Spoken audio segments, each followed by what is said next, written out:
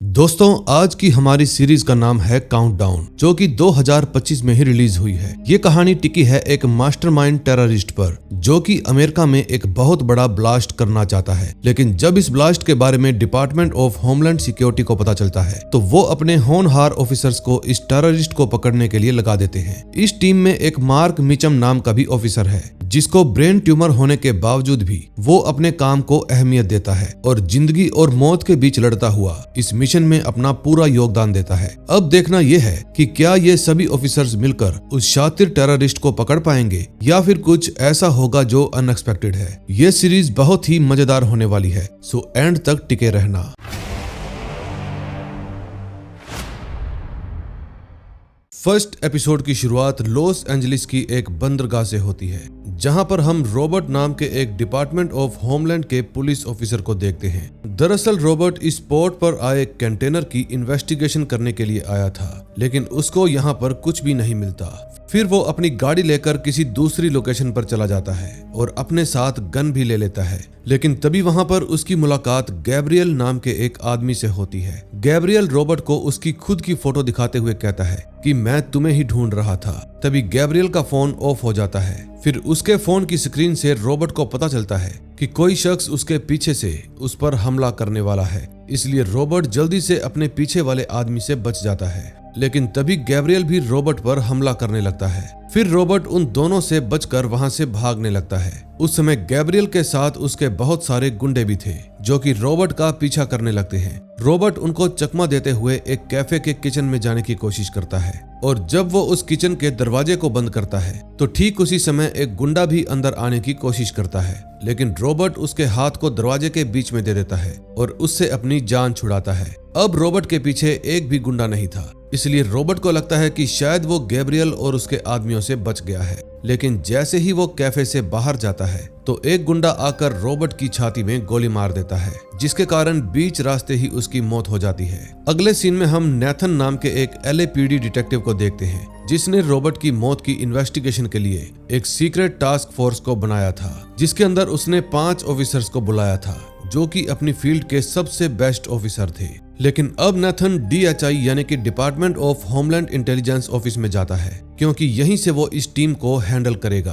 तभी उसको वहां पर एक डीमोन नाम का ऑफिसर मिलता है, जो कि नेथन को बताता है कि 5 में से 3 ऑफिसर आ गए हैं, लेकिन 2 अभी भी नहीं आए। तभी हम मिचम नाम के एक कैदी को देखते हैं, जिसकी जेल में ज्यादातर कैदियों से बनती नहीं थी। तभी 2 और कैदी आकर मिचम पर हमला कर देते हैं, लेकिन मिचम लड़ाई में बहुत ही होशियार था, इसलिए वो दोनों को बहुत ही बुरे तरीके से पीटने लगता है। फिर गार्ड आकर मिचम को वहां से ले जाते हैं। फिर जब मिचम मेडिकल रूम में बैठा था, तो वहां पर टोनी नाम का एक LAPD ऑफिसर आ जाता है और कहता है कि अब तुम्हें यहाँ से जाना होगा, क्योंकि तुम्हें DHI ने एक सीक्रेट टास्क फोर्स के अंदर लिया है। इस बात से ये बात साफ हो जाती है कि मिचम एक कैदी नहीं, बल्कि वो तो पुलिस वाला है, जो कि इस जेल में पिछले 9 महीनों से बाकी कैदियों के साथ रह रहा था, क्योंकि ये किसी केस के सिलसिले में अंडरकवर एजेंट बनकर इस जेल के अंदर कुछ पता करने के लिए आया था। लेकिन अब मिचम को अपनी ये इन्वेस्टिगेशन बीच में ही छोड़नी पड़ती है। अगले सीन में हम ओलिवर्स नाम की एक लड़की को देखते हैं, जो कि एक बिल्डिंग के अंदर बंधी हुई थी। इसको देखकर ऐसा लग रहा था कि जैसे किसी ने ओलिवर्स को बहुत मारा होगा और फिर उसको एक रस्सी के सहारे लटका दिया। थोड़ी देर बाद वहां पर एक और औरत सफाई करने के लिए आती है, और उस औरत को देखकर ओलिवर्स उससे हेल्प मांगती है। लेकिन वो औरत डरते हुए ओलिवर्स के पास एक बाल्टी सरका के वहां से भाग जाती है। फिर ओलिवर्स उस बाल्टी का सहारा लेकर अपने बंधे हुए हाथ खोल लेती है। फिर वो वहां पर रखा हुआ एक बेसबॉल बैट उठाती है और जिन गुंडों ने उसको यहाँ पर बांधा था, उन पर हमला कर देती है। फिर उनको बेहोश करने के बाद ओलिवर उनमें से एक गुंडे का फोन लेती है और पुलिस डिपार्टमेंट में कॉल कर देती है। दरअसल ओलिवर्स भी एक अंडरकवर ऑफिसर है और किसी केस की इन्वेस्टिगेशन करने के लिए इस बिल्डिंग में आई थी, लेकिन कुछ गुंडों ने इसको पकड़ लिया। थोड़ी देर बाद वहां पर पुलिस भी आ जाती है। फिर ओलिवर्स का सीनियर ऑफिसर उसको कहता है कि तुम्हें DHI ने सीक्रेट टास्क फोर्स के अंदर शामिल किया है। अब ओलिवर्स और मिचम ही वो 2 बचे हुए ऑफिसर्स थे, जिनको नेथन ढूंढ रहा था। अगले सीन में हम देखते हैं DHI के हेडक्वार्टर में नेथन की एक असिस्टेंट हैदर आकर बताती है कि 5 ऑफिसर अपनी ड्यूटी पर आ गए हैं। फिर नेथन भी जल्दी से उन ऑफिसर्स को लीड करने के लिए चला जाता है। वहां जाकर नेथन सारी टीम को खुद के बारे में बताता है और उनको डीमन से भी मिलवाता है। जो कि officer of intelligence and analysis officer है। फिर नेथन सभी ऑफिसर्स को एक दूसरे से इंट्रोड्यूस करवाता है, जिनमें बेल, शेफर्ड, ल्यूक, ओलिवर्स और मिचम है। फिर डीमन उन सभी को बताता है कि कल 8:30 बजे एक डिपार्टमेंट ऑफ होमलैंड ऑफिसर की सरेआम हत्या कर दी गई थी, जिसमें उसकी छाती के अंदर गोली मारी गई और आसपास के सिक्योरिटी कैमरा से हमें उस खूनी की साफ फुटेज भी नहीं मिली। ये बात सुनकर शेफर्ड सवाल उठाती है कि आखिर आप सिर्फ एक नॉर्मल से पुलिस ऑफिसर के लिए सीक्रेट टास्क फोर्स का इस्तेमाल क्यों कर रहे हो। फिर नेथन बताता है कि ऐसा इसलिए है क्योंकि करीब 2 हफ्ते पहले रॉबर्ट नाम के एक ऑफिसर के बैंक में $2 लाख क्रेडिट हुए थे और पैसे भेजने वाला कोई अननोन आदमी है जिसका अभी तक कोई भी रिकॉर्ड नहीं है। इसलिए हमारा मानना है कि शायद रॉबर्ट ने किसी से रिश्वत ली होगी। अब हमें यह जानना है कि आखिर रॉबर्ट को मारा क्यों गया। केस के बारे में समझाने के बाद नेथन उन सभी ऑफिसर्स को प्लानिंग के लिए भेज देता है। तभी मिचम ओलिवर्स को इम्प्रेस करने की कोशिश करता है, लेकिन ओलिवर्स कहती है कि मैंने पहले ही तुम्हारे बारे में सारी इन्फॉर्मेशन निकलवा ली थी। तुमने अपनी होने वाली वाइफ को अपनी शादी से 2 हफ्ते पहले ही छोड़ दिया और मैं तुम्हारी वाइफ की बहन के बारे में भी जानती हूँ, जिसके साथ तुम्हारा अफेयर चल रहा था। तभी वहाँ पर नेथन भी आ जाता है। वो शेफर्ड को कहता है कि हमें रॉबर्ट के घर जाकर उसकी वाइफ से बात करनी चाहिए, शायद वो उन $2 लाख के बारे में कुछ जानती होगी। फिर नेथन और शेफर्ड दोनों ही रॉबर्ट के घर पर चले जाते हैं। फिर जब वो रॉबर्ट की वाइफ को बताते हैं कि रॉबर्ट ने किसी से $2 लाख की रिश्वत ली थी, तो ये जानकर रॉबर्ट की वाइफ नेथन और शेफर्ड दोनों पर भड़क जाती है और कहती है कि मेरे पति पर किसी भी तरह का कर्जा नहीं था और वो बहुत ही ईमानदार ऑफिसर थे, फिर वो ऐसा काम क्यों करेंगे। उस समय वहाँ पर रॉबर्ट की वाइफ का भाई भी खड़ा था और वो अपनी बहन की हालत को देखकर नेथन और शेफर्ड को अपने घर से जाने के लिए कहता है। दूसरी तरफ टास्क फोर्स के बाकी ऑफिसर रॉबर्ट के डिपार्टमेंट में जाते हैं। रॉबर्ट के डिपार्टमेंट के कुछ लोग तो रॉबर्ट को काफी अच्छा आदमी बता रहे थे, लेकिन कुछ लोग रॉबर्ट को बहुत ही गलत आदमी बता रहे थे। तभी वहां काम करने वाला एक और ऑफिसर जिसका नाम मॉरिस था, वो मिचम को बताता है कि हमारे ही डिपार्टमेंट का सीनियर ऑफिसर जिम रॉबर्ट के साथ उसके बिग बियर के घर में फिशिंग करने के लिए जाता था। और ये बात जानने के बाद सभी ऑफिसर्स वापस DHI ऑफिस में आ जाते हैं। अब शेफर्ड ने भी रॉबर्ट के कातिल के चेहरे की फुटेज निकलवा ली थी और ये सब देखकर नेथन शेफर्ड को कहता है कि इस फोटो को पूरे US डेटाबेस पर डाल दो और पता लगाओ कि ये आदमी कौन है। थोड़ी ही देर में उनको एक किलर के बारे में पता चलता है कि रॉबर्ट के किलर का नाम सेजर मारियो है। फिर वो सभी ऑफिसर्स उसके पते पर पहुंच जाते हैं। सेजर के घर पर जाकर मिचम और ल्यूक दोनों ही आगे के रास्ते से जाते हैं और ओलिवर्स और बेल को पीछे से कवर देने के लिए कहते हैं। फिर जब मिचम सेजर को दरवाजा खोलने के लिए कहता है तो अंदर से कोई शख्स गोलियां चलाने लगता है, लेकिन मिचम और ल्यूक दोनों ही दरवाजे से दूर हो जाते हैं, जिसके कारण उनकी जान बच जाती है। लेकिन तभी मौका देखकर ल्यूक और मिचम दरवाजा तोड़कर घर के अंदर घुस जाते हैं, जहां पर उनको एक आदमी और औरत मिलती है, लेकिन वहां पर सेजर नहीं था। फिर ओलिवर उस आदमी से सेजर के बारे में पूछने की कोशिश, लेकिन वो आदमी ओलिवर को सेजर के बारे में कुछ भी नहीं बताता। दूसरी तरफ नेथन रे नाम के एक drug information administration department officer से मिलता है। वो नेथन को बताता है कि तुम्हारी टास्क फोर्स टीम में एक तोप का गोला है। दरअसल रे ओलिवर्स की बात कर रहा था। वो नेथन को बताता है कि ओलिवर्स ड्रग्स लेती है और वो कभी भी तुम्हारा काम बिगाड़ सकती है, लेकिन जब हमने उसके सच को सामने लाने की कोशिश की तो उसने हमारे पूरे के पूरे डिपार्टमेंट को हिलाकर रख दिया। इसलिए आज मैं सिर्फ तुम्हें एक चेतावनी देने के लिए ही आया हूँ। और इतना कहने के बाद रे वहां से चला जाता है, लेकिन नेथन उसकी बात को ज्यादा सीरियस नहीं लेता।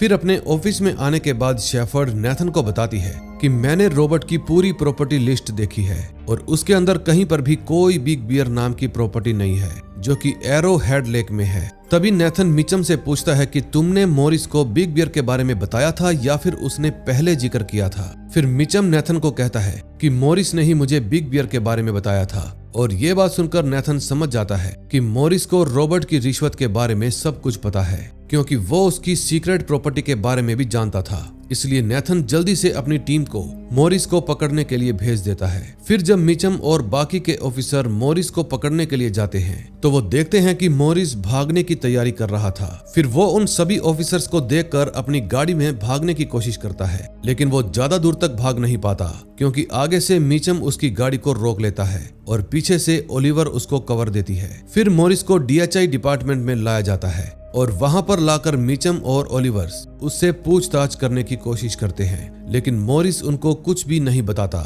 फिर मीचम उसको बताता है कि हमने तुम्हारे भी सभी बैंक रिकॉर्ड्स चेक किए हैं, तुम्हारे बैंक में भी उसी बैंक से पैसे आए हैं जिस बैंक से रॉबर्ट के अकाउंट में पैसे ट्रांसफर हुए थे, यानी कि तुम सब कुछ जानते हो और इस काम में तुम्हारी बहन भी शामिल है। मॉरिस अपनी बहन को जेल नहीं भेजना चाहता था, इसलिए वो उनको सब कुछ बता देता है। फिर बाहर आकर मीचम नेथन को बताता है कि मॉरिस एक कार्टेल ग्रुप के साथ काम करता है और उन्हीं के लिए उसको पोर्ट में एक जगह खाली करवानी थी, क्योंकि वहां पर दो ग्रुप आपस में किसी चीज के लेन देन के बारे में बात करने वाले थे। लेकिन किस चीज के लेन देन के बारे में बात होनी थी ये बात रॉबर्ट को पता नहीं चल पाई और फिर रॉबर्ट को मौत के घाट उतार दिया गया ताकि ये बात बाहर किसी को भी पता ना चले। फिर नेथन बेल को मॉरिस का फोन देता है और सारे कॉन्टैक्ट्स की इंफॉर्मेशन निकालने के लिए कहता है। फिर नेथन शेफर्ड को लेकर दोबारा से रॉबर्ट के घर पर जाता है और वहां पर जाकर वो रॉबर्ट की वाइफ को कहता है कि आपके पति बिल्कुल निर्दोष हैं, बल्कि वो तो एक हीरो है, वो तो अकेले ही एक कार्टेल ग्रुप का पर्दाफाश करने में लगे थे। अपने पति को निर्दोष पाकर रॉबर्ट की वाइफ को बहुत ही अच्छा लगता है। दूसरी तरफ ओलिवर्स डीमोन की फाइल चेक कर रही थी। उस फाइल से ओलिवर्स को पता चलता है कि डीमोन्स का एक 9 साल का बेटा भी था जिसकी एक कार एक्सीडेंट में मौत हो गई। तभी हम डीमोन को देखते हैं जो कि अभी भी अपने बेटे की बेसबॉल टीम को लीड कर रहा था। उन सभी बच्चों को देखकर डीमोन को अपने बेटे की बहुत याद आती है क्योंकि वो अपने बेटे से बहुत ज्यादा प्यार करता था। दूसरी तरफ मीचुम एक डॉक्टर के पास जाता है क्योंकि मिचुम को ब्रेन ट्यूमर है और ये बात उसको पिछले 9 महीनों से पता थी। फिर मिचुम डॉक्टर से एक्स्ट्रा डोज मांगता है ताकि उसके सर के दर्द को कम किया जा सके। फिर डॉक्टर उसको एक्स्ट्रा डोज देते हुए कहता है कि तुम्हारे पास बहुत कम समय बचा है, इसलिए मुझे लगता है कि तुम्हें अब किसी बीच पर शांति से अपनी बची हुई जिंदगी बितानी चाहिए। लेकिन मिचुम तो ऐसा बिल्कुल भी नहीं चाहता था। दूसरी तरफ मॉरिस के जरिए डीएचआई ऑफिसर बेल को पता चलता है कि वो जो कार्टेल ग्रुप है वो लॉस एंजलिस के पोर्ट पर अगले 1 घंटे में लेन देन करने वाले हैं और ये बात जानकर नेथन और उसकी पूरी टीम लॉस एंजलिस पोर्ट पर जाने के लिए रवाना हो जाती है। अगले सीन में हम देखते हैं कुछ लोग कंटेनर्स में से अपना सामान निकाल रहे थे। उस वक्त वहां पर सेजर भी मौजूद था, लेकिन तभी नेथन और उसकी टीम भी वहां पर पहुंच जाती है। पुलिस को देखकर कार्टेल के सभी लोग उन पर गोलियां चलाना शुरू कर देते हैं, लेकिन सारी टास्क फोर्स सिचुएशन को अपने कंट्रोल में ले लेती है। तभी नेथन देखता है कि एक पुलिस कार उस एयरपोर्ट से कहीं जा रही है और ये देखकर नेथन को काफी ज्यादा अजीब लगता है। दूसरी तरफ गोलीबारी में सीजर ओलिवर्स को गोली मारने ही वाला था कि तभी सही वक्त पर मिचम वहां पर आकर सीजर को शूट कर देता है। फिर जब नेथन उस कंटेनर के पास जाकर उसको चेक करने की कोशिश करता है तो बेल सभी को उस कंटेनर से दूर रहने के लिए कहता है। फिर वापस अपने ऑफिस में आने के बाद बेल सभी को बताता है कि वो लोग फिसाइल मटेरियल को लॉस एंजलिस के अंदर लेकर आए हैं और उनके पास इतना फिसाइल मटेरियल है जिससे वो पूरा का पूरा लॉस एंजलिस उड़ा सकते हैं। और ये बात जानकर नेथन बहुत ही ज्यादा हैरान रह जाता है। अब नेक्स्ट एपिसोड में देखेंगे क्या होता है। सेकंड एपिसोड की शुरुआत 2008 से बेलारूस से होती है, जहां पर बोरिस नाम का एक आदमी अपने काम से घर लौट रहा था। दरअसल ये वही आदमी था जिसको हमने फर्स्ट एपिसोड के एंड में देखा था, जो कार्टेल के फिसाइल मटेरियल को अमेरिका में इंपोर्ट करवा रहा था। लेकिन 2008 में बोरिस बिल्कुल भी ऐसा नहीं था, उसके कार्टेल से कोई भी लिंक नहीं थे। तभी बोरिस के घर पर उसका भाई आता है जिसका नाम एंटोन है। एंटोन बोरिस को कहता है कि तुम्हें मेरी हेल्प करनी होगी वरना अमेरिकन मुझे मार डालेंगे। फिर बोरिस अपने भाई की ऐसी हालत देखकर काफी ज्यादा घबरा जाता है और पूछता है क्या बात हुई। अब कहानी प्रेजेंट में आती है डीएचआई ऑफिस में। तभी डीमोन नेथन और बाकी की टीम को बताता है कि सीजर मर गया है, लेकिन पोर्ट पुलिस के पास कार्टेल ग्रुप के 2 लोग अभी भी मौजूद हैं जो कि घायल हैं और कुछ ही देर बाद हमें उनकी भी इन्वेस्टिगेशन रिपोर्ट मिल जाएगी। फिर मिचम नेथन को एक वीडियो दिखाता है जो कि कल रात पोर्ट की वीडियो थी। उसके अंदर कोई पुलिस की गाड़ी चुरा कर भाग रहा था। फिर मिचम बताता है कि ये गाड़ी हमें पोर्ट के 15 किलोमीटर दूर मिली है। लेकिन तभी ओलिवर्स नेथन को बताती है कि 2 साल पहले मैं बॉर्डर के दोनों तरफ की स्मगलर बनी हुई थी। उस वक्त मेरा बॉस लूप नाम का आदमी था और उसको जरूर पता होगा कि फिसाइल मटेरियल अमेरिका में क्यों लाया जा रहा है। ओलिवर्स की बात सुनकर नेथन मिचम को भी अपने साथ चलने के लिए कहता है, लेकिन पहले तो ओलिवर्स मिचम को अपने साथ ले जाने से मना करती है, लेकिन नेथन के जोर देने पर वो मिचम को अपने साथ ले जाने के लिए मान जाती है। फिर थोड़ी ही देर बाद नेथन से लॉस एंजलिस का अटॉर्नी मिलने के लिए आता है वो नेथन को कहता है कि आपकी टास्क फोर्स में 2 LAPD ऑफिसर भी हैं और वो ऑफिसर मेरे एरिया के अंदर आते हैं, इसलिए मेरा पूरा हक बनता है कि मैं इस केस के बारे में जानूं। अब अटॉर्नी जनरल की बात सुनकर नेथन उनको कुछ भी बताने से साफ साफ इनकार कर देता है, क्योंकि वो लोग सीक्रेटली इस केस पर काम कर रहे थे और ऐसे ही किसी भी चीज को किसी के सामने डिस्क्लोज नहीं किया जा सकता।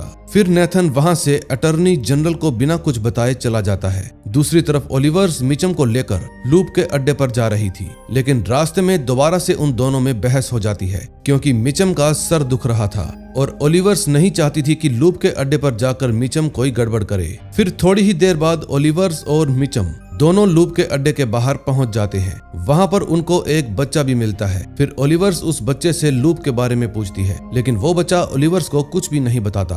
फिर ओलिवर्स उसको थोड़ा धमकाती है, जिससे वो ओलिवर्स और मिचम को लूप के बारे में बता देता है। फिर वो दोनों ही लूप से जाकर मिलते हैं। लूप ओलिवर्स को देखते ही काफी ज्यादा खुश हो जाता है, लेकिन जब वो मिचम को देखता है तो उसको गन पॉइंट पर ले लेता है, क्योंकि उसको लग रहा था कि मिचम एक पुलिस वाला है। फिर लूप अपने एक हैकर को बुलाता है और उसको US डेटाबेस से मिचम की इंफॉर्मेशन चेक करने के लिए कहता है, लेकिन डेटाबेस पर मिचम की सारी इंफॉर्मेशन कैदी की बता रहे थे, इसलिए लूप मिचम पर भी विश्वास कर लेता है। फिर ओलिवर्स लूप से कहती है कि अब मैं छोटे छोटे काम करके थक गई हूँ, इसलिए क्यों ना अब आप मुझे बड़े बड़े काम दो, क्योंकि मैं उनको बहुत अच्छे से कर सकती हूँ। ओलिवर्स की बात सुनकर लूप उसको कहता है कि मैं तुम्हें मेरे सबसे जरूरी काम तभी दूंगा जब तुम मेरा एक बहुत जरूरी काम करोगी। अब कहानी फिर से 2008 में जाती है। बोरिस अपने भाई एंटोनियो से पूछता है कि आखिर कल रात तुम्हारे साथ हुआ क्या था। फिर एंटोनियो बोरिस को कहता है कि पहले तुम मेरे साथ एक आदमी के पास चलो,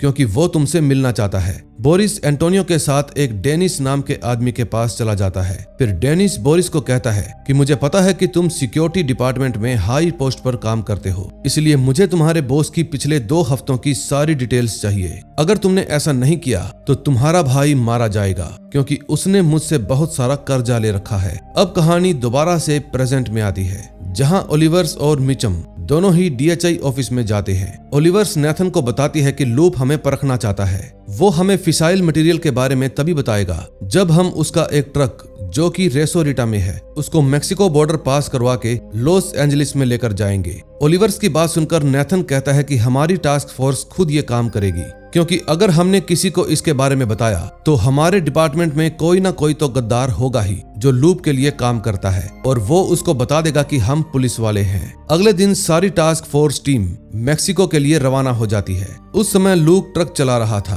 तभी मेक्सिको में एंटर होते वक्त बॉर्डर पुलिस लूक के ट्रक को रोक लेती है और उससे पूछताछ करने लगती है। लूक उनको बताता है कि मैं सुअर लेने के लिए मेक्सिको में जा रहा हूँ। उसकी बात सुनकर मेक्सिको पुलिस लूक के ट्रक को मेक्सिको में एंटर होने देती है। उस समय उसके साथ ओलिवर्स और बाकी के ऑफिसर भी आए हुए थे। फिर सभी उस पते पर पहुंच जाते हैं जहां से उन्हें ट्रक का पिछला कंटेनर उठाना था, यानी कि जिस कंटेनर के अंदर ड्रग्स थे।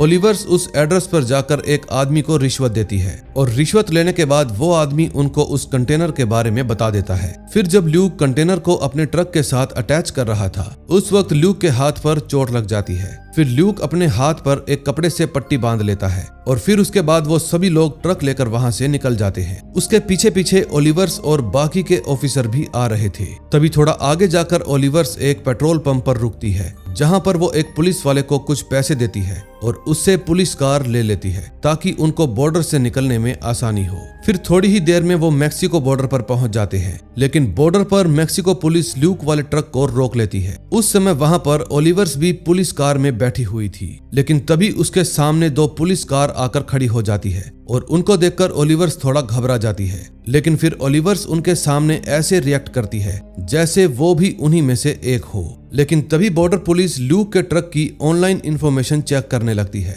लेकिन तभी मिचम उनका ध्यान भटकाने के लिए अपनी कार से दूसरी कार पर टक्कर मार देता है। यह देखकर बॉर्डर पुलिस मिचम को घेर लेती है और इसी बात का फायदा उठाकर बेल जल्दी से मेक्सिको बॉर्डर का दरवाजा खोल देता है, जिससे ल्यूक आसानी से ट्रक लेकर निकल जाता है। फिर बेल जल्दी से बॉर्डर पुलिस के पास आता है और कहता है कि मैं FBI से हूँ, और फिर वो मिचम को अपने कंट्रोल में ले लेता है, जिसके कारण मिचम बॉर्डर पुलिस के हाथ नहीं लग पाता और वो सभी ऑफिसर बचकर मेक्सिको से निकल जाते हैं। अब कहानी वापस से 2008 में जाती है। तभी हम देखते हैं कि बोरिस उन दिनों बेलारूस के डिफेंस डिपार्टमेंट में काम किया करता था। आज बोरिस अपने बॉस के जाने का इंतजार कर रहा था ताकि वो बॉस के जाने के बाद उसके कंप्यूटर से ईमेल्स चुरा सके। फिर थोड़ी देर बाद उसका बॉस ऑफिस छोड़कर घर चला जाता है और बोरिस मौका देखकर अपने बॉस के ऑफिस में चला जाता है और अपने पास रखे हुए एक डिवाइस में अपने बॉस के पास आए पिछले 2 हफ्तों के ईमेल्स ट्रांसफर कर लेता है। लेकिन तभी वहां पर एक सफाई करने वाली औरत आ जाती है। लेकिन बोरिस भी बहुत चालाक था,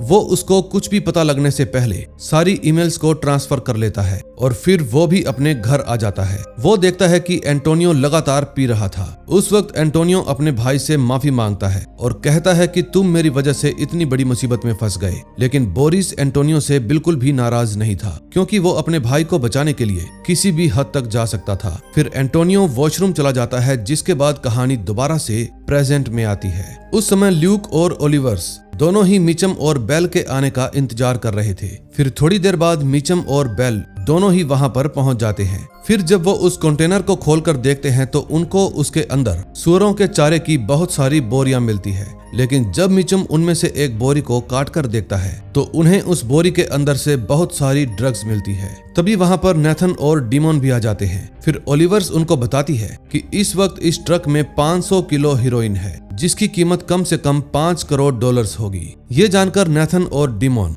बहुत ही ज्यादा हैरान रह जाते हैं। फिर नेथन ओलिवर से कहता है कि तुम और मिचम इस ड्रग्स को लूप को दे आओ और उससे पूछने की कोशिश करो कि फिसाइल मटेरियल कहां पर रखा है। फिर ओलिवर्स ठीक ऐसा ही करती है। वो मिचम के साथ ट्रक में बैठ जाती है और कहती है कि इतनी सारी ड्रग्स देखकर मुझे बहुत ही ज्यादा बुरा लग रहा है, क्योंकि ये कितने ही लोगों की जिंदगियां बर्बाद कर देगी। अब मिचम कभी कहीं ना कहीं ओलिवर्स की बात सही लगती है। फिर वो ओलिवर्स को कहता है कि अगर तुम चाहती हो तो हम हमारे प्लान में कुछ बदलाव भी कर सकते हैं, जिससे हमें फिसाइल मटेरियल के बारे में भी पता चल जाएगा और ड्रग्स आम लोगों तक भी नहीं पहुंच पाएगा। फिर वो दोनों ही ड्रग्स से भरे हुए ट्रक को लेकर लूप के पास आ जाते हैं। लूप उस ट्रक को देखकर बहुत ज्यादा खुश हो जाता है। फिर ओलिवर्स लूप को कहती है कि अब मुझे कोई बड़ा काम चाहिए, क्योंकि मैंने सुना है कि लॉस एंजलिस के पोर्ट पर काफी महंगा सामान लाया जा रहा है। लेकिन अब लूप ओलिवर्स को कुछ बताता इससे पहले ही ट्रक में ब्लास्ट हो जाता है, जिसके कारण लूप बहुत ही ज्यादा घायल हो जाता है। लेकिन लूप अभी भी मरा नहीं था। फिर मिचम जल्दी से लूप के पास जाता है और कहता है कि ये सब उस पोर्ट वाले आदमी ने किया होगा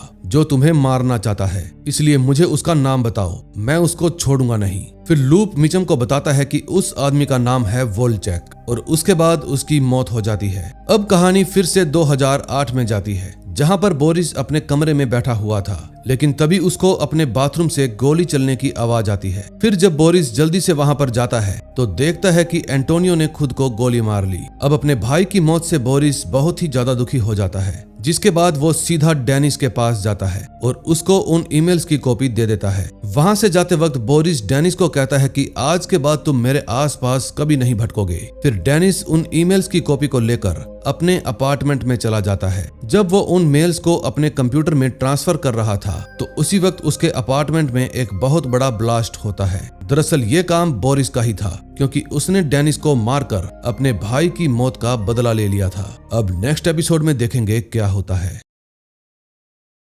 एपिसोड 3 में हम मिचम को देखते हैं। जब मिचम सुबह सुबह शावर ले रहा था तो उसको बार बार कल के ब्लास्ट के विजन आने लगते हैं। दरअसल मिचम के साथ ऐसा उसके ट्यूमर की वजह से हो रहा था। फिर मिचम रेडी होकर अपने ऑफिस के लिए निकल जाता है। दूसरी तरफ ओलिवेरास जब अपने घर पर थी तो उस समय उसके पास एक ड्रग का पैकेट था, क्योंकि कल रात वाले हमले से पहले ओलिवेरास ने उस ट्रक में से एक ड्रग का पैकेट चुरा लिया था और फिर आज वो ड्रग्स लेने की कोशिश करती है, लेकिन फिर वो खुद को रोक लेती है। दरअसल जब ओलिवेरास कुछ अंडरकवर गैंग्स के साथ काम कर रही थी तो उस वक्त कुछ लोगों ने ओलिवेरास को जबरदस्ती ड्रग्स का इंजेक्शन लगा दिया था और उसके बाद से ओलिवेरास को ड्रग्स लेने की आदत हो गई थी। दूसरी तरफ नेथन और उसकी टीम ये पता लगा रही थी कि लूपे के ट्रक में किसने बॉम्ब ब्लास्ट किया था, लेकिन मेचम और ओलिवेरास उन्हें कुछ भी नहीं बताते, बल्कि वो सभी के सामने ऐसे बर्ताव कर रहे थे जैसे ये किसी और का काम है। फिर मेचम नेथन को वोल्चैक नाम के बारे में बताता है, जिसके बारे में लूपे ने मरने से पहले मीचम को बताया था। फिर नेथन शेफर्ड को यूनाइटेड स्टेट के डेटाबेस में वॉल्चेक नाम को ढूंढने के लिए कहती है, लेकिन यूनाइटेड स्टेट में ऐसे लाखों लोग थे जिनका नाम वॉल्चेक था। फिर मीचम नेथन को बताता है कि जब मैं पाल्मडेल जेल में अंडरकवर काम कर रहा था तो उस वक्त वहां मेरी जान पहचान एक टिमूर नाम के लड़के से हुई थी और उसके लिंक बेलारूस के कई सारे कार्टेल ग्रुप्स के साथ है। अगर मुझे वापस से उसी जेल में भेजा जाए तो मैं टिमूर से वॉल्चेक के बारे में पता लगा सकता हूँ। मीटिंग के बाद ओलिवेरस मीचम से कहती है कि अगर तुम वापस उसी जेल में गए तो सभी कैदियों को शक हो जाएगा कि आखिर तुम इतने दिनों तक कहां पर थे, इसलिए मुझे लगता है कि हमें कुछ और सोचना चाहिए। फिर ओलिवेरस की बात सुनकर वो उसको कहता है कि मुझे पता है तुम मेरे बारे में इतना इसलिए सोच रही हो क्योंकि तुम्हें मुझसे प्यार हो गया है, लेकिन ओलिवेरस मीचम को साफ मना कर देती है कि ऐसा कुछ भी नहीं है। दूसरी तरफ नेथन और डेमन जब एक साथ बैठे थे तो नेथन डेमन से पूछता है कि तुम्हारे बेटे नोआ के जाने के बाद तुम्हारी पत्नी कोरा कैसी है। फिर डेमन बताता है कि कोरा को बहुत बार उसकी याद आती है, लेकिन हम एक साथ मिलकर इसका सामना करते हैं और अगर आज कोरा मेरी जिंदगी में ना होती तो शायद आज मैं किसी समंदर में जाकर डूब जाता। फिर नेथन पाल्मडेल जेल के वार्डन के साथ मीचम के बारे में बात करने के लिए चला जाता है। फिर नेथन वार्डन से कहता है कि हम फिर से मीचम को आपकी जेल में अंडर कवर डालना चाहते हैं ताकि वो वहां पर टिमूर नाम के कैदी से इंफॉर्मेशन निकलवा सके, लेकिन नेथन की बात सुनकर वार्डन मीचम को अपनी जेल में वापस लेने के लिए साफ इनकार कर देता है और बताता है कि जब पिछली बार मीचम अंडरकवर 9 महीने हमारी जेल में रहा था तो उस वक्त उसने जेल में बहुत सारे दंगे किए थे और अगर उन दंगों में वो मारा जाता तो मैं बाहर क्या जवाब देता, इसीलिए मैं मीचम को दूसरा मौका नहीं देने वाला। फिर नेथन वार्डन से कहता है कि क्या हो अगर हम टिमूर को ही जेल के बाहर ले आए। तभी 2 गार्ड्स को टिमूर के पास भेजा जाता है। वो टिमूर के पास जाकर कहते हैं कि तुम्हें कोर्ट ले जाया जा रहा है। फिर कोर्ट का नाम सुनते ही टिमूर काफी ज्यादा खुश हो जाता है क्योंकि उसको लग रहा था कि शायद कोई उसकी बेल करवाने वाला है। फिर जब तैमूर वैन में जाता है तो देखता है वहां पर पहले से ही मीचम बैठा हुआ था। फिर तैमूर मीचम को देखकर काफी खुश हो जाता क्योंकि वो दोनों काफी टाइम बाद एक दूसरे को देख रहे थे। फिर टिमूर मीचम से पूछता है कि आखिर तुम इतने दिन तक कहां पर थे। मीचम जवाब देता है कि मुझे बहुत ही हाई सिक्योरिटी जेल में डाल दिया गया था। उस समय वो वैन लूक चला रहा था और उसके साथ ओलिवेरस भी उसी वैन में थी। तभी लूक उस वैन का छोटा सा एक्सीडेंट करवा देता है क्योंकि यही तो उनका प्लान था। अब टिमूर को लगता है कि सच में उनकी वैन का एक्सीडेंट हो गया है। फिर जैसे ही ओलिवेरस गन लेकर उन दोनों को देखने के लिए आती है तो ठीक उसी वक्त मीचम ओलिवेरस से गन छीन लेता है और लूक को भी अपने कंट्रोल में ले लेता है। मीचम के इस काम को देखकर टिमूर को मीचम पर और भी ज्यादा विश्वास हो जाता है कि वो उसी के साथ है। फिर मीचम उन दोनों को वैन में हथकड़ी से बांध देता है और फिर टिमूर को लेकर वहां से भाग जाता है। इसके बाद वो दोनों एक कंस्ट्रक्शन साइट पर जाते हैं और कंस्ट्रक्शन वर्कर के कपड़े पहन लेते हैं। तभी मीचम टिमूर से कहता है कि मैं लॉस एंजलिस में किसी को भी नहीं जानता, क्या तुम यहाँ पर किसी को जानते हो? फिर टिमूर कहता है कि हाँ, यहाँ मेरे एक अंकल हैं जो मुझे लॉस एंजल्स से ही नहीं बल्कि इस देश से भी बाहर निकाल सकते हैं, लेकिन पहले मुझे उनको फोन करना पड़ेगा। दरअसल यही तो मीचम का प्लान था ताकि वो टिमूर के अंकल से वॉल्चेक के बारे में पता लगा सके। फिर वो दोनों जल्दी से उस कंस्ट्रक्शन साइट से निकल जाते हैं। दूसरी तरफ जब नेथन और डेमन अपने ऑफिस में थे तभी नेथन की असिस्टेंट हैदर उसके पास आकर कहती है कि आपसे मिलने के लिए डिस्ट्रिक्ट अटर्नी आए हैं। डिस्ट्रिक्ट अटर्नी का नाम सुनते ही नेथन और डेमन दोनों उसके पास चले जाते हैं। फिर नेथन को देखकर डिस्ट्रिक्ट अटर्नी कहता है कि तुमने अपनी टास्क फोर्स का एक आदमी पाल्मडेल जेल में भेजा था जिसकी वजह से टिमूर नाम का एक कैदी फरार हो गया है। मुझे लगता है कि तुम लोग गलती कर रहे हो, इसलिए मुझे सब कुछ बता दो कि तुम लोग किस केस पर काम कर रहे हो। डिस्ट्रिक्ट अटॉर्नी की ये बात सुनकर डेमन को गुस्सा आ जाता है। फिर वो अटॉर्नी से कहता है कि आप उस इंसान पर शक कर रहे हैं जिसने लॉस एंजल्स को कई बार बचाया है और हमें पता है कि आप ऐसा क्यों कर रहे हैं, क्योंकि आप इस केस का क्रेडिट लेकर खुद जनरल बनना चाहते हैं। इसलिए अभी के अभी यहाँ से निकल जाइए क्योंकि हम आपको कुछ भी नहीं बताने वाले। अपनी इतनी ज्यादा बेइज्जती करवाने के बाद डिस्ट्रिक्ट अटॉर्नी वहाँ से जाने लगता है, लेकिन जाने से पहले वो नेथन और डेमन दोनों को कहता है कि आपकी ये सीक्रेट फोर्स ज्यादा टाइम तक टिक नहीं पाएगी और इतना कहने के बाद अटॉर्नी वहाँ से चला जाता है। अगले सीन में हम देखते हैं मीचम और टिमूर दोनों एक कैफे में जाते हैं, लेकिन वहां पर मीचम एक आदमी के ऊपर कॉफी गिरा देता है। फिर वो आदमी कॉफी को साफ करने के लिए वॉशरूम में चला जाता है। तभी मेचम बाहर से वॉशरूम का डोर लॉक उखाड़ देता है, जिसके कारण वो आदमी वॉशरूम में ही फंस जाता है। तभी मौका देखकर टिमुर उस आदमी के फोन से अपने कजिन को फोन कर देता है। फोन करने के बाद मीचुम टिमुर से वो फोन ले लेता है और टिमुर से कहता है कि हमें इस फोन को डस्टबिन में डाल देना चाहिए ताकि कोई भी फोन को ट्रैक करके हम तक ना पहुंच जाए। फिर मीचम उस फोन को डस्टबिन में डालने के लिए जाने लगता है, लेकिन वो टिमुर को चकमा देकर उस फोन को वापस से अपनी जेब में डाल लेता है। थोड़ी देर बाद टिमुर का कजिन उन्हें पिक करने के लिए आ जाता है और दोनों को टिमुर के अंकल के पास ले जाता है,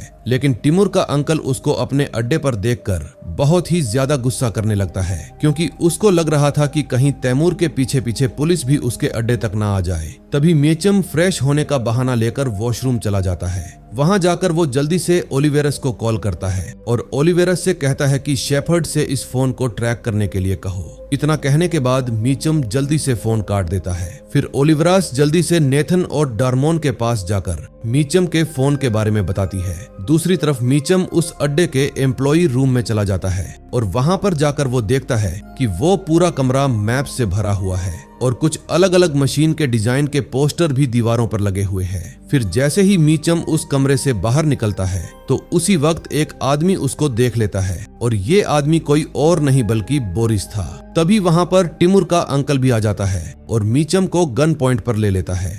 फिर बोरिस तिमुर के अंकल से कहता है कि इस आदमी ने सब कुछ देख लिया है, अब ये हमारे लिए खतरा बन सकता है। ये बात सुनकर टिमुर का अंकल मैचम को उस बिल्डिंग से बाहर ले जाता है और बिल्डिंग के अंदर बोरिस उस कमरे के सारे मैप्स और बाकी के पेपर को एक जगह इकट्ठा कर लेता है और उन्हें जला देता है। दूसरी तरफ टिमुर का अंकल मैचम को शूट करने ही वाला था कि तभी उनकी बिल्डिंग के ऊपर वाले कमरे में ब्लास्ट हो जाता है, जिससे मेचम को बचने का मौका मिल जाता है। तभी वहां पर टास्क फोर्स टीम भी आ जाती है और टिमुर और उसके अंकल पर फायरिंग करना शुरू कर देती है, लेकिन मीचम जल्दी से अपनी गाड़ी के पास आ जाता है और दोनों तरफ की फायरिंग में टिमुर की मौत हो जाती है। ये देखकर टिमुर के अंकल को बहुत ही ज्यादा बुरा लगता है। फिर वो गुस्से में लूक पर भी गोली चला देता है, लेकिन लूक बच जाता है। अब लूक ये सोचकर खुश हो रहा था कि उसे गोली नहीं लगी है, लेकिन तभी वो देखता है कि गोली सीधा डेमन की छाती पर लगी है। फिर लूक और मीचम जल्दी से डेमन के पास जाते हैं, लेकिन डेमन की हालत बहुत ही ज्यादा खराब हो चुकी थी।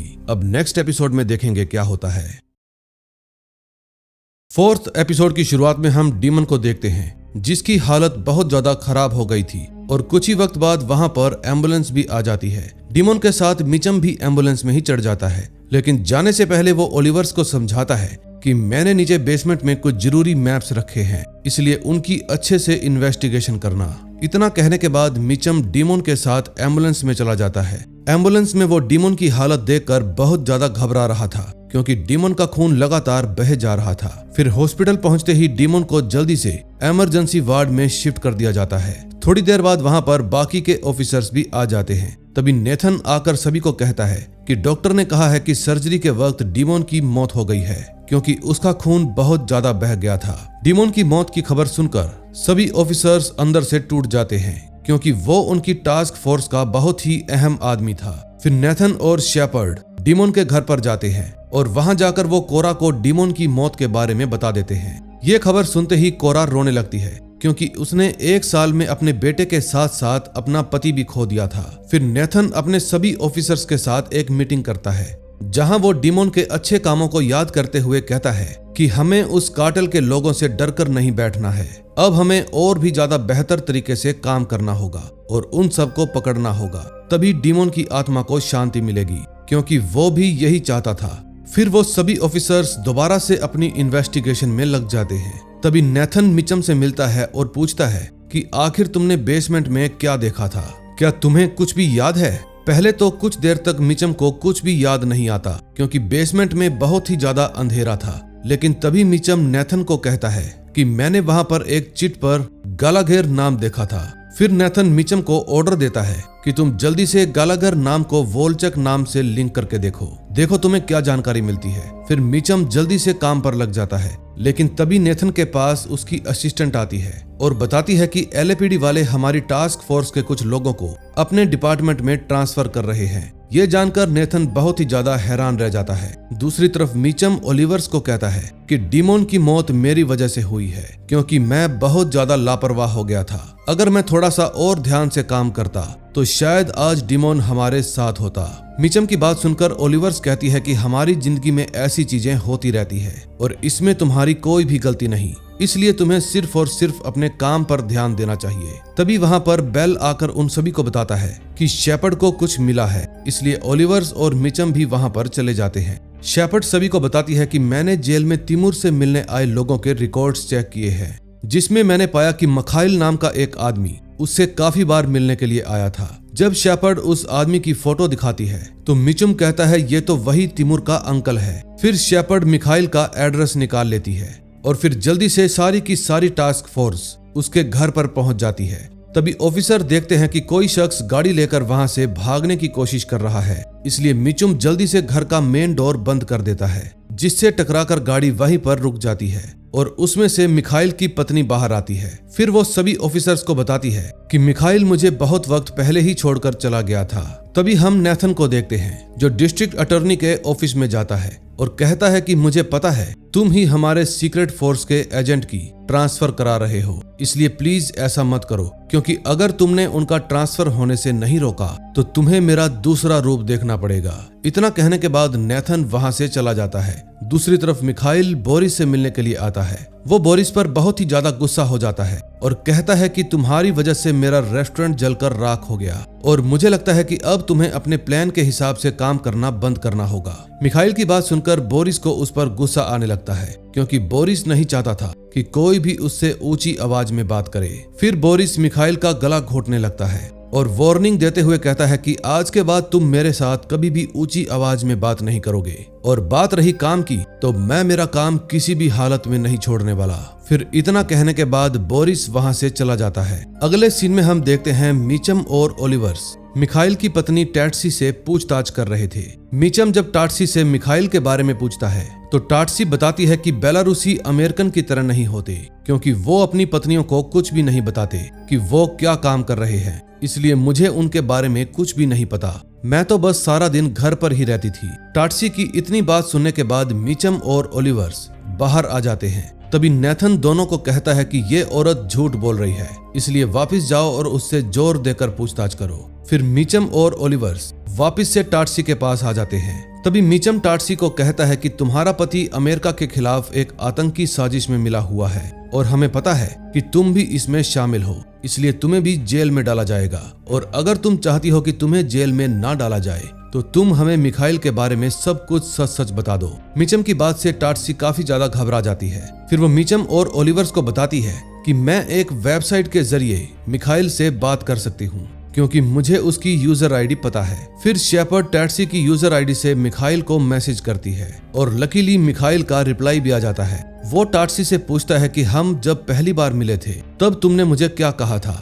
दरअसल मिखाइल ये पक्का करना चाहता था कि सामने वाली यूजर टाटसी ही है। फिर टाटसी भी शेपर्ड को बता देती है कि मैंने पहली मुलाकात में मिखाइल को कहा था कि तुम योंको वास्की के जैसे दिखते हो। फिर शेपर्ड भी ऐसा ही मैसेज लिखकर भेज देती है। ये मैसेज देखकर मिखाइल को यकीन हो जाता है कि सामने वाली यूजर टाटसी ही है। फिर शेपर्ड टाटसी बनकर मिखाइल को मैसेज करके कहती है कि मैं तुमसे आखिरी बार मिलना चाहती हूँ और तुम्हें तुम्हारी मोम की तस्वीर भी देना चाहती हूँ। मिखाइल भी टाटसी से मिलने के लिए राजी हो जाता है और उसको कार्टेल प्लाजा चाइना टाउन में मिलने के लिए बुला लेता है। तभी रात को टाटसी चाइना टाउन में चली जाती है, जहां पर पूरी की पूरी टास्क फोर्स उस पर नजर रखे हुए थी। थोड़ी देर बाद मिखाइल भी वहां पर आ जाता है। मिखाइल को देखकर टाटसी उसको इशारा करती है और बताने की कोशिश करती है कि यहाँ पर खतरा है। मिखाइल भी टाटसी का इशारा समझ जाता है और वो देख लेता है कि वहां पर मीचम और उसके बाकी के ऑफिसर्स भी खड़े हैं, इसलिए वो उनसे बचकर भागने की कोशिश करता है। फिर मिखाइल जल्दी से मेट्रो स्टेशन में घुस जाता है, लेकिन उसके वहां पर जाने से पहले ही ट्रेन चली जाती है।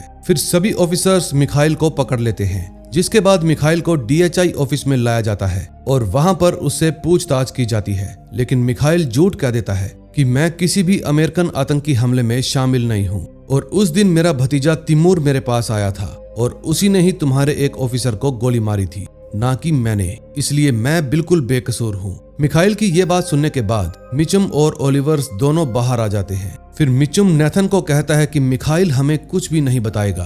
तभी उसको तिमोर के कजन की याद आती है जो कि उनको पिक करने के लिए आया था। फिर शेपर्ड मिखाइल के फैमिली ट्री को देखती है, लेकिन मिचम को वहां पर तिमोर का कजन कहीं भी दिखाई नहीं देता। फिर जब वो मिखाइल के रेस्टोरेंट के बाहर का सिक्योरिटी कैमरा चेक करते हैं तो वहां उनको तिमोर के कजन की फुटेज मिल जाती है और जिस गाड़ी में तिमोर का कजन बैठा था शेपर्ड उस गाड़ी की सारी डिटेल्स निकलवा लेती है। शेपर्ड देखती है कि वो गाड़ी किसी टेक्सटाइल फैक्ट्री के नाम पर रजिस्टर्ड है। फिर मिचम और ओलिवर्स जल्दी से उस टेक्सटाइल कंपनी में चले जाते हैं जहां पर उनको तिमोर का कजन दिमित्री मिल जाता है। दिमित्री पुलिस को देखते ही वहां से बचकर भागने की कोशिश करता है, लेकिन मिचम और ओलिवर्स दोनों उसको मिलकर पकड़ लेते हैं। फिर ओलिवर्स दिमित्री की जेब से कुछ ड्रग्स निकालती है और उसको देखकर ओलिवर्स दिमित्री से कहती है कि तुम्हारे पास 20 ग्राम ड्रग्स है, इसलिए तुम्हें कम से कम 20 साल की सजा होगी। और हमें तो ये भी पता है कि मिखाइल तुम्हारा अंकल है, इसलिए अगर तुम हमें मिखाइल के बारे में सब कुछ बता दोगे तो हम तुम्हें छोड़ देंगे। दिमित्री को मिखाइल के बारे में ज्यादा कुछ तो नहीं पता था, लेकिन वो उनको बताता है कि मिखाइल की एक बेटी है जो कि एक कॉलेज की स्टूडेंट है। फिर वो दोनों वापस से अपने ऑफिस में आ जाते हैं और वहां पर मिचम नेथन को एक लड़की की फोटो दिखाते हुए कहता है कि ये लड़की मिखाइल की बेटी है और इस समय ग्रेजुएशन कर रही है। अब अपनी बेटी के नाम पर शायद मिखाइल हमें कुछ बता दे। तभी शेपर्ड भी वहां पर आ जाती है और कहती है कि मिखाइल की बेटी बिल्कुल मेरे जैसी दिखती है, इसलिए मिखाइल से आगे की पूछताछ मैं ही करूंगी। नेथन भी उसको परमिशन दे देता है, जिसके बाद शेपर्ड और नेथन दोनों मिखाइल के पास चले जाते हैं। वहां पर शेपर्ड मिखाइल को कहती है कि हमें पता चल गया है कि तुम्हारी एक बेटी भी है। अगर तुम चाहते हो कि तुम्हारी बेटी का फ्यूचर सेफ रहे तो तुम हमें आतंकी हमले के बारे में सब कुछ बता दो, और अगर तुमने नहीं बताया तो हम तुम्हारे बारे में पूरी दुनिया को बता देंगे, जिसके कारण तुम्हारी बेटी का सोसाइटी में जीना मुश्किल हो जाएगा। शेपर्ड की बात सुनकर मिखाइल उसको सब कुछ बताने के लिए मान जाता है। फिर नेथन मिखाइल से पूछता है कि ये वोल्चेक कौन है। मिखाइल बताता है कि 1 महीने पहले इनक्रिप्टेड सर्वर के जरिए वोल्चेक ने मुझसे कॉन्टेक्ट किया था। उसने मुझे कहा था कि मैं अमेरिका के लिए देशभक्ति का काम करना चाहता हूं और उसके लिए मुझे कुछ जगह चाहिए, और उसी वक्त मुझे मेरे परिवार के लिए पैसों की भी जरूरत थी, इसलिए मैंने उसे मेरे रेस्टोरेंट में काम करने के लिए जगह दे दी, लेकिन मुझे उसके काम के बारे में कुछ भी पता नहीं है। फिर नेथन मिखाइल से पूछता है कि आखिर हम वोल्चेक से कॉन्टेक्ट कैसे करेंगे। फिर मिखाइल उनको बताता है कि मेरा और वोल्चेक का कॉन्टेक्ट करने का एक तरीका है। फिर अगले ही दिन मिखाइल लॉस एंजलिस की स्ट्रीट पर जाता है और वहां पर अलग अलग जगह पर क्रॉस का निशान बनाकर वापिस नेथन के पास आ जाता है। नेथन के पास आकर मिखाइल उसको बताता है कि ग्रीन मार्कर का मतलब है कि मेरे पास कोई जरूरी जानकारी है, इसलिए अब हम लॉस एंजलिस के एयरपोर्ट पर मिलने वाले हैं। फिर रात को मिखाइल एयरपोर्ट पर पहुंच जाता है और वोल्चेक का इंतजार करने लगता है। थोड़ी देर बाद वोल्चेक भी वहां पर आ जाता है। फिर जैसे ही वोल्चेक मिखाइल के पास आता है तो उसी वक्त नेथन और बाकी ऑफिसर भी वोल्चेक को घेर लेते हैं, लेकिन जब वोल्चेक अपनी टोपी उतारता है तो हमें पता चलता है कि वो वोल्चेक है ही नहीं। दरअसल जो आदमी मिखाइल के पास आया था वो तो एक प्लेन का पायलट था, जिसको वोल्चेक ने ही यहाँ पर भेजा था, क्योंकि जब मिखाइल स्ट्रीट पर हरे मार्क्स के निशान लगा रहा था तो उस वक्त वोल्चेक भी उस पर नजर रखे हुए था, और तभी उसने सभी ऑफिसर्स को भी देख लिया था और समझ गया कि ये मिखाइल की कोई चाल है। इस वक्त वोल्चेक का प्लान आराम से थिएटर में बैठकर मूवी देखने का था, लेकिन उसको अपने आसपास के लोग बिल्कुल भी अच्छे नहीं लगते, क्योंकि वो उस मूवी पर जरूरत से ज्यादा ही हंस रहे थे। दूसरी तरफ DHI ऑफिस में नेथन सभी ऑफिसर्स को कहता है कि अब हमें और भी अच्छे तरीके से काम करने की जरूरत है और हम मरते दम तक हमारे देश के लिए काम करते रहेंगे, क्योंकि डिमोन भी यही चाहता था, जिसने इस देश के लिए अपनी जान कुर्बान कर दी। अब हमें और हिम्मत और हौसले से काम करना होगा। अब नेक्स्ट एपिसोड में देखते हैं क्या होगा। 5th एपिसोड में हम वोल्चेक को देखते हैं, जिसका असली नाम बोरिस है। बोरिस अपनी एक बिजनेस मीटिंग के लिए तैयार हो रहा था, क्योंकि आज वो अपनी कंपनी के लिए कुछ इन्वेस्टर्स से मिलने वाला था। फिर वो जल्दी से अपने घर से निकल जाता है और वहां से सीधा इन्वेस्टमेंट मैनेजमेंट लिमिटेड नाम की एक कंपनी में चला जाता है। वहां जाकर बोरिस सभी इन्वेस्टर्स को अपनी कंपनी के बारे में बताता है, लेकिन तभी एक अमेरिकन आदमी बोरिस की बात काटते हुए कहता है कि हमारी कंपनी तुम्हारी कंपनी से ज्यादा बेहतर है, इसलिए सभी को हमारी कंपनी में इन्वेस्ट करना चाहिए। अब बोरिस आगे कुछ और बोल पाता, इससे पहले ही वो इन्वेस्टर्स वहां से खड़े होकर जाने लगते हैं और बोरिस को कहते हैं कि हम कुछ वक्त में बता देंगे कि हमें किसकी कंपनी में इन्वेस्ट करना है। अब प्रेजेंट में बोरिस एक बड़े से गोडाउन के अंदर था जहां पर वो अपनी सारी प्लानिंग कर रहा था। तभी बोरिस के पास एक डेनियल नाम का आदमी आता है और बताता है कि रेस्टोरेंट में से सारी जरूरी इंफॉर्मेशन जलकर राख हो गई है और रेस्टोरेंट के आसपास की कैमरा फुटेज डेल्फी नाम की कंपनी के पास थी और हमने वहां जाकर पिछले 21 दिनों की सिक्योरिटी फुटेज मिटा दी है। फिर डेनियल बोरिस को मिचम की फोटो दिखाता है। फोटो देखकर बोरिस डेनियल को उसको जल्दी से जल्दी ढूंढने का ऑर्डर देता है। दूसरी तरफ नेथन सभी ऑफिसर्स को कहता है कि वोल्चक अमेरिकन सेंट्रल की हेल्प से ही फिसाइल मटेरियल लॉस एंजलिस में लेकर आ रहा है और अब हमारी उसके ऊपर पकड़ और भी मजबूत हो गई है, इसलिए अभी हमें और भी स्मार्ट तरीके से काम करना पड़ेगा। तभी बेल नेथन को कहता है कि डिस्ट्रिक्ट अटॉर्नी व्हाइट हाउस के सीनियर मेंबर से मिलने के लिए जा रहे हैं, शायद वो हमारे इस केस को बीच में ही रुकवाना चाहते हैं, इसलिए आपको कुछ करना चाहिए। नेथन को इतना बताने के बाद बेल वहां से चला जाता है। तभी मिचम ओलिवर्स के पास जाता है और कहता है कि तुम शायद मुझसे कुछ छुपा रही हो क्योंकि तुमने दमित्री के पास से मिला हुआ ड्रग्स भी अपने पास रख लिया था और उस दिन जो तुम्हें लूप के ट्रक में से आधा किलो ड्रग मिला उसका पैकेट भी तुम अपने साथ ही ले गई, इसलिए मुझे सच सच बता दो कि क्या तुम ड्रग्स ले रही हो। लेकिन ओलिवर्स मिचम की किसी भी बात का सही जवाब नहीं देती और बात को पलट देती है। तभी वहां पर बेल भी आ जाता है। वो मिचम और ओलिवर्स को कहता है कि डेल्फी कंपनी में 2 एम्प्लॉय का कल रात मर्डर हुआ है और उसी के अंदर मिखेल के रेस्टोरेंट की सिक्योरिटी फुटेज भी थी, इसलिए हमें जल्दी से जल्दी वहां पर जाना पड़ेगा। फिर वो सभी डेल्फी कंपनी के लिए रवाना हो जाते हैं। फिर उनके जाने के बाद नेथन अपनी असिस्टेंट को कहता है कि मेरी बेलारूसी काउंसिल जनरल के साथ मीटिंग फिक्स करवाओ, मैं भी देखूं कि वोल्चक का नाम सुनकर उसका क्या रिएक्शन आता है। अब कहानी फिर से 2018 में जाती है जहां हम बोरिस और उसकी पत्नी को एक पार्टी में देखते हैं। तभी बोरिस से मिलने के लिए एक आदमी आता है और उस आदमी को देखकर बोरिस अपनी पत्नी को गाड़ी में जाने के लिए कहता है और खुद उस आदमी से बात करने के लिए चला जाता है। उस आदमी का नाम था आंद्रे। दरअसल ये आदमी बोरिस के लिए ही काम किया करता था। बोरिस आंद्रे को कहता है कि तुम मुझे मैट वुडी नाम के एक अमेरिकन आदमी की हर एक जानकारी ला कर दो और खास करके मुझे उसकी एक ऐसी कमजोरी चाहिए जिससे मैं उसको अपने पांव तले दबा सकूं। अब कहानी प्रेजेंट में आती है जहां बोरिस का वही खास आदमी आंद्रे उसके पास आता है और बोरिस को मिचम की तस्वीर दिखाते हुए कहता है कि मैंने इसके रिकॉर्ड्स चेक किए हैं, ये कुछ वक्त पहले ही पाल्म डाले जेल से 9 महीने बिताकर आया है। इस इंफॉर्मेशन से ये साबित होता है कि ये आदमी एक कैदी है, लेकिन बोरिस आंद्रे को कहता है कि मैंने इस आदमी को अपनी आंखों से देखा है, ये कैदी तो बिल्कुल भी नहीं लगता, इसलिए इसके बारे में और जानकारियां इकट्ठी करो। फिर इतना कहने के बाद बोरिस आंद्रे को वहां से जाने के लिए कहता है। दूसरी तरफ मिचम और बाकी के ऑफिसर्स डेल्फी कंपनी में पहुंच जाते हैं और वहां जाकर उनको पता चलता है कि कल रात के हमले में डेल्फी कंपनी के 2 एम्प्लॉइज मारे गए हैं और इसी के साथ उन कातिलों ने एक सर्वर को भी पूरे तरीके से तोड़ दिया है जिसके अंदर मिखाइल के रेस्टोरेंट की पिछले 21 दिनों की फुटेज थी। ये सब देखकर मिचम और सभी ऑफिसर्स समझ जाते हैं कि ये काम वोल्चक का होगा। दूसरी तरफ नेथन बेलारूसी कौंसल जनरल के साथ मीटिंग करने के लिए जाता है। वहां जाते ही नेथन जनरल से वोल्चक के बारे में पूछता है। वोल्चक का नाम सुनते ही जनरल बहुत ही ज्यादा अजीब बर्ताव करने लगता है और कहता है कि मैं किसी वोल्चक नाम के आदमी को नहीं जानता और फिर वो उठकर वहां से खिसक लेता है। तभी नेथन वापस अपने ऑफिस में आता है और वहां आकर वो सभी ऑफिसर्स को बताता है कि जनरल वोल्चक के बारे में जरूर कुछ जानता है, क्योंकि जब मैंने उससे वोल्चक के बारे में पूछा तो वो बहुत ही ज्यादा रूड बिहेव करने लगा। फिर नेथन सभी को कहता है कि अब हमें कुछ भी करके जनरल के कंप्यूटर से वोल्चक के बारे में पता लगाना ही पड़ेगा।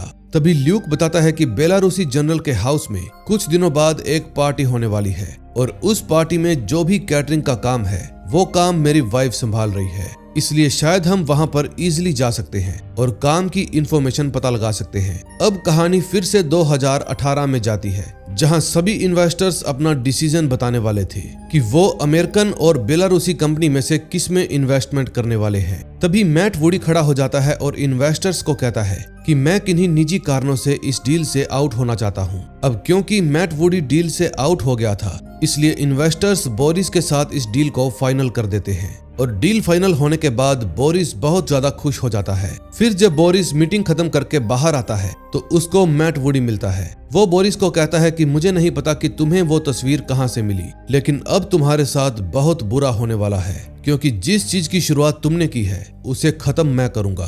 और इतना कहने के बाद मैट वुडी वहां से चला जाता है। दरअसल बोरिस ने ही मैट वुडी को ब्लैकमेल करके उसको इस डील से बाहर करवा दिया था। अब कहानी प्रेजेंट में आती है। तभी हम देखते हैं कि DHI ऑफिस में सभी ऑफिसर्स मिलकर प्लान बनाते हैं कि वो कुछ भी करके बेलारूसी कौंसल जनरल की पार्टी में जाएंगे और उनके सर्वर को हैक करके वोल्चेक के बारे में पता करने की कोशिश करेंगे।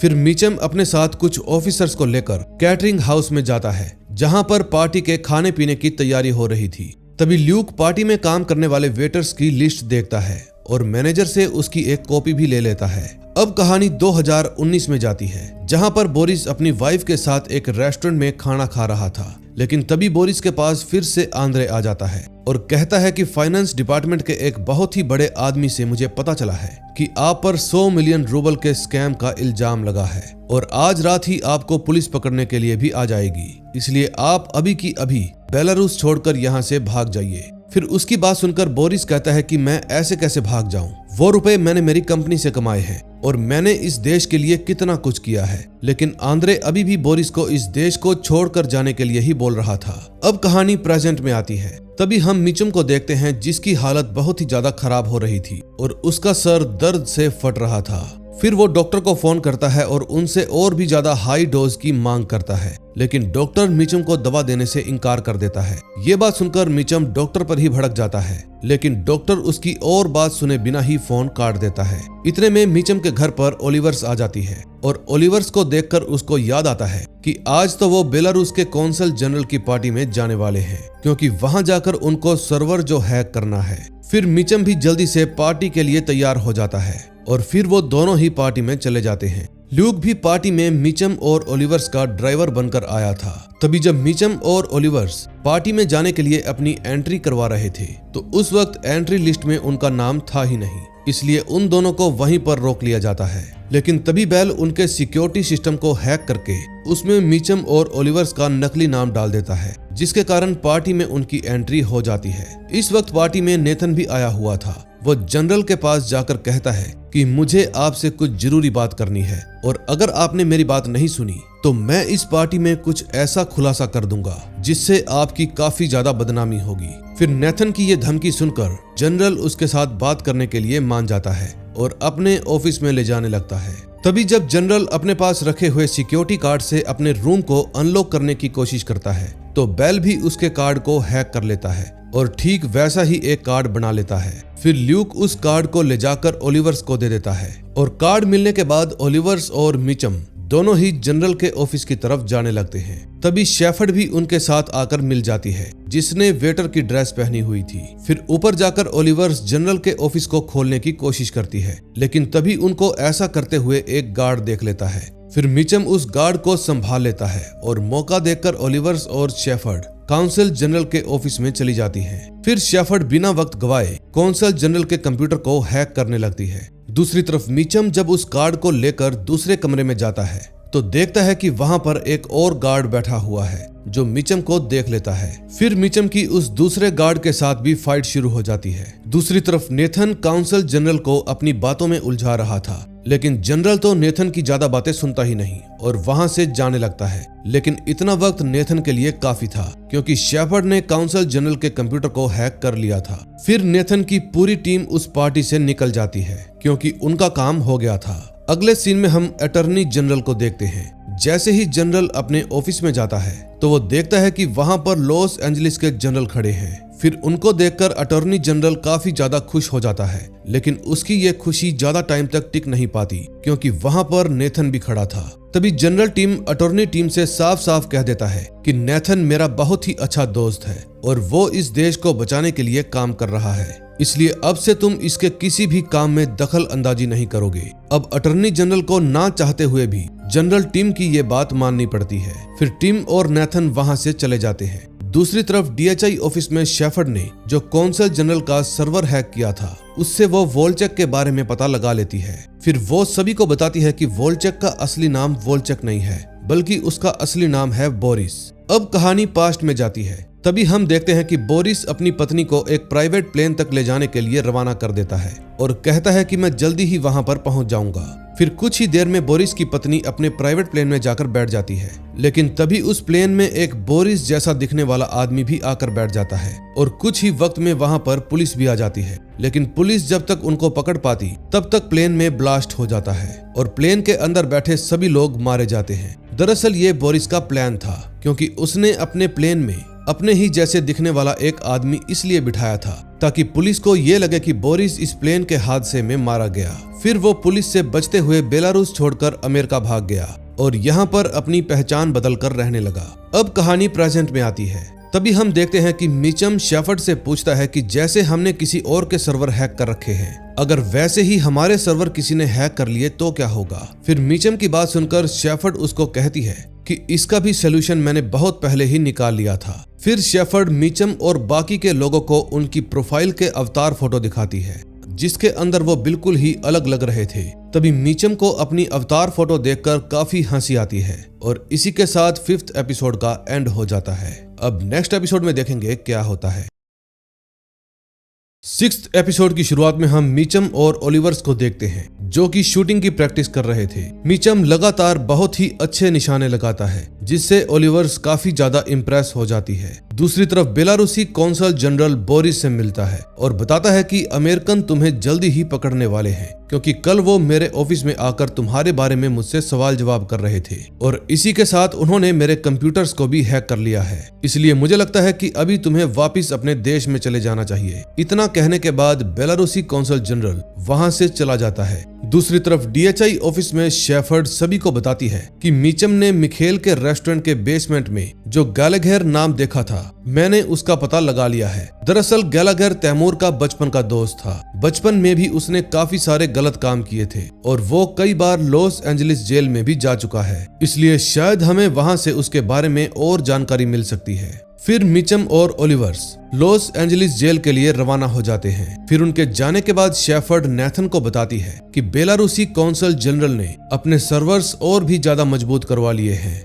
इस वजह से अब हमारा उनके सर्वर के ऊपर से कंट्रोल चला गया है। तभी बेल को भी एक अजीब बात पता लगती है कि बेलारूसी जनरल को पता लगने के बाद भी कि हमने उनके सिस्टम को हैक कर रखा है, फिर भी उन्होंने ये खबर बिल्कुल भी बाहर नहीं आने दी। इस बात से नेथन समझ जाता है कि बेलारूसी काउंसिल जनरल बोरिस के बारे में जानता है। दूसरी तरफ मिचम और ओलिवर्स दोनों ही लॉस एंजलिस जेल में पहुंच जाते हैं, जहां गैलाघर नाम के शख्स को सजा हुई थी। फिर वहां मौजूद एक सैम नाम का ऑफिसर उनको गैलाघर का एड्रेस दे देता है। फिर वो दोनों ही जल्दी से गैलाघर के एड्रेस पर पहुंच जाते हैं और उस घर को देखकर उनको ऐसा लग रहा था जैसे वो यहाँ पर पिछले कुछ महीनों से आया ही नहीं है। तभी ओलिवर्स जब घर के अंदर जाने लगती है तो मिचम उसको पीछे खींच लेता है, क्योंकि उसके घर के दरवाजे पर ट्रैप लगा हुआ था, लेकिन वो उस ट्रैप से बचकर घर में एंटर हो जाते हैं। अंदर जाकर उनको पता चलता है कि घर में और भी कई सारे ट्रैप लगे हुए हैं, इसलिए वो दोनों उन ट्रैप से बचते हुए गैलाघर को ढूंढने लगते हैं, लेकिन वहां पर गैलाघर था ही नहीं।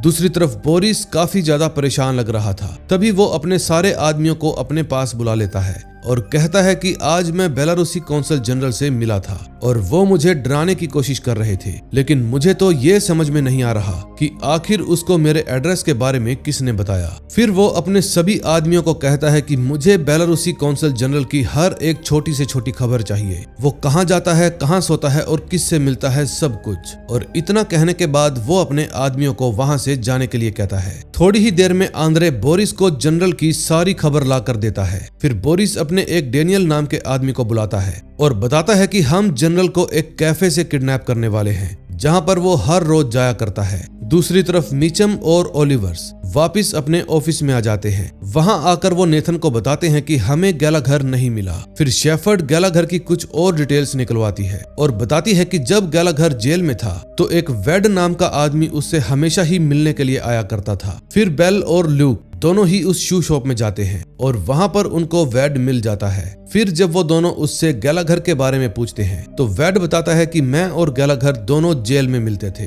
और हम दोनों के बीच में काफी अच्छी दोस्ती भी हो गई थी। फिर जेल से निकलने के बाद उसने शराब तक छोड़ दी और अब मुझे पूरे 2 महीने हो गए हैं उससे मिले। पता नहीं वो कहां पर गायब हो गया है। मुझे लगता है कि शायद उसने फिर से पीना शुरू कर दिया है। फिर वेड लूक और बेल को गैलाघर का लास्ट एड्रेस बताता है। दूसरी तरफ बोरिस बेलारूसी जनरल पर नजर रख रहा था। फिर वो उस कैफे के बाहर पहुंच जाता है जहां पर कौंसिल जनरल हर रोज कॉफी पीने के लिए आया करता था, लेकिन आज काफी वक्त हो गया था, जनरल वहां पर आया ही नहीं। तभी बोरिस के पास एंड्रे का फोन आता है और वो बताता है कि आज जनरल कैफे में नहीं आएगा क्योंकि आज वो सीधा अपने ऑफिस में चला गया। ये बात जानकर बोरिस को गुस्सा आ जाता है क्योंकि उसकी पूरी प्लानिंग धरी की धरी रह गई। अगले सीन में हम देखते हैं पूरी टास्क फोर्स हाई डेजर्ट के लिए रवाना हो जाती है क्योंकि वेड ने गैलाघर का लास्ट एड्रेस हाई डेजर्ट बताया था। फिर रास्ते में सभी लोग गाड़ी में फ्यूल डलवाने के लिए रुक जाते हैं। तभी ओलिवर्स गौर करती है कि मिचम की हालत बिल्कुल भी ठीक नहीं है, इसलिए वो मिचम के पास जाकर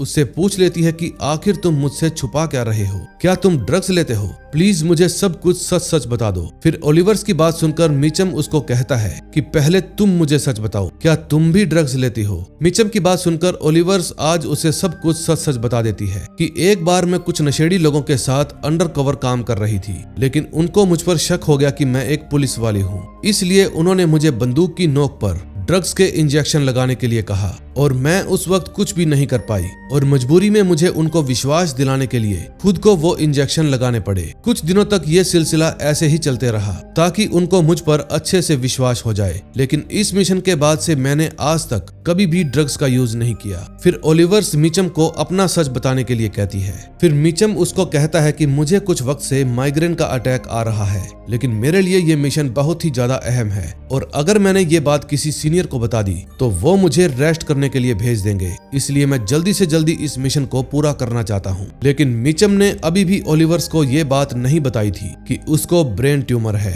तभी कुछ ही देर बाद वो सभी लोग हाई डेजर्ट में गैलाघर की वैन के पास पहुंच जाते हैं और फिर वो सब उसको आवाज लगाकर बाहर बुलाने की कोशिश करते हैं, लेकिन गैलाघर उसकी कोई भी बात का रिस्पॉन्स नहीं देता। फिर मिचम जाकर वैन को चेक करता है, लेकिन वैन भी बिल्कुल खाली थी। तभी अचानक से गैलाघर वैन के साथ लगी गाड़ी को भगा लेता है जिसके अंदर मिचम भी था। ये देखकर बाकी के ऑफिसर्स भी गैलाघर का पीछा करने लगते हैं, लेकिन गैलाघर उनके कंट्रोल से बिल्कुल बाहर था। तभी मिचम गैलाघर की वैन के ऊपर चढ़ जाता है और वहां से सीधा उसकी गाड़ी पर छलांग लगा देता है। फिर जल्दी ही वो गैलाघर की गाड़ी के अंदर प्रवेश कर जाता है। फिर जब गैलाघर मिचम को देखता है तो वो काफी ज्यादा डर जाता है और उसको गोली मारने की कोशिश करता है, लेकिन मिचम बच जाता है और गैलाघर को मारना शुरू कर देता है। तभी मौका देखकर ल्यूक अपनी गाड़ी को गैलाघर की गाड़ी में ठोक देता है, जिसके कारण उसकी गाड़ी वहीं पर रुक जाती है और गैलाघर को जिंदा ही पकड़ लिया जाता है। फिर वो सब उसको DHI ऑफिस में ले जाते हैं और वहां पर लाकर मिचम और ओलिवर्स दोनों ही उससे बोरिस और उसके प्लान के बारे में पूछने लगते हैं, लेकिन गैलाघर उनको कहता है कि मैं किसी भी बोरिस को नहीं जानता। फिर नेथन खुद गैलाघर से पूछताछ करने के लिए आता है और वहां आकर उसको डराने लगता है कि अगर तुमने हमें बोरिस और उसके आतंकी हमले के बारे में नहीं बताया तो तुम पूरी उम्र जेल में सड़ोगे। लेकिन इस बार भी गैलाघर वही जवाब देता है कि मैं बोरिस को नहीं जानता। फिर वो सभी ऑफिसर्स आपस में एक मीटिंग बुलाते हैं। तभी बेल मिचम से सवाल करता है कि क्या तुमने रेस्टोरेंट की बेसमेंट में यही नाम देखा था? ये बात सुनकर मिचम को गुस्सा आ जाता है और वो सभी को कहता है कि मैंने उस बेसमेंट में यही नाम देखा था, और इतना कहने के बाद वो गुस्से में वहां से चला जाता है। फिर ओलिवर्स भी मिचम के पास चली जाती है। दरअसल उसको पता चल गया था कि मिचम का सर दुख रहा है, इसलिए वो मिचम को एक हाई डोज की टैबलेट देती है ताकि उसका सिर दुखना बंद हो जाए। फिर जाते वक्त ओलिवर्स मिचम को कहती है कि अपना दिमाग ठीक करो क्योंकि हमें तुम्हारी बहुत जरूरत है, और इतना कहने के बाद ओलिवर्स वहां से चली जाती है। दूसरी तरफ बोरिस दोबारा से अपने सभी खास आदमियों को बुलाता है और कहता है कि हर एक आदमी का एक नॉर्मल डेली रूटीन जरूर होता है जिसके अंदर वो हर रोज एक ही पैटर्न को फॉलो करता है। और कल हमने बेलारूसी कौंसल जनरल को पकड़ने का प्लान बनाया था, लेकिन मैंने प्लान में थोड़ी चेंजिंग की थी। दरअसल मैंने सभी को किडनैपिंग करने के लिए अलग अलग जगह बताई थी। सिर्फ डेनियल को ही मैंने बताया था कि वो कैफे में आने वाला है, लेकिन आज जनरल कैफे में नहीं आया, यानी कि डेनियल ने मुझसे गद्दारी की है। फिर बोरिस के 2 लोग डेनियल को पकड़ लेते हैं। फिर बोरिस डेनियल का फोन चेक करता है जिसके अंदर उसने जनरल को मैसेज कर रखे थे, और ये देखकर बोरिस को बहुत ही ज्यादा गुस्सा आ जाता है और वो डेनियल को वहीं पर शूट कर देता है, जिसके कारण उसकी मौत हो जाती है। तभी एंड्रे बोरिस को बताता है कि आपकी डिलीवरी आ गई है। दरअसल बोरिस ने 2 ट्रक मंगवाए थे जो कि गैलागर कंपनी के थे, यानी कि टास्क फोर्स जिस गैलागर को ढूंढ रही थी वो कोई इंसान नहीं बल्कि एक ट्रक मैन्युफैक्चरर कंपनी थी। अब नेक्स्ट वीडियो में देखेंगे क्या होगा। दोस्तों, इस सीरीज के नेक्स्ट एपिसोड्स मैं कल ही अपलोड कर दूंगा, इसलिए वीडियो को सब्सक्राइब करके बेल आइकन जरूर दबा देना ताकि जैसे ही मैं वीडियो अपलोड करूं आपके पास नोटिफिकेशन आ जाए। तो हम मिलेंगे इस वीडियो के नेक्स्ट एपिसोड्स के साथ। Till then, bye bye.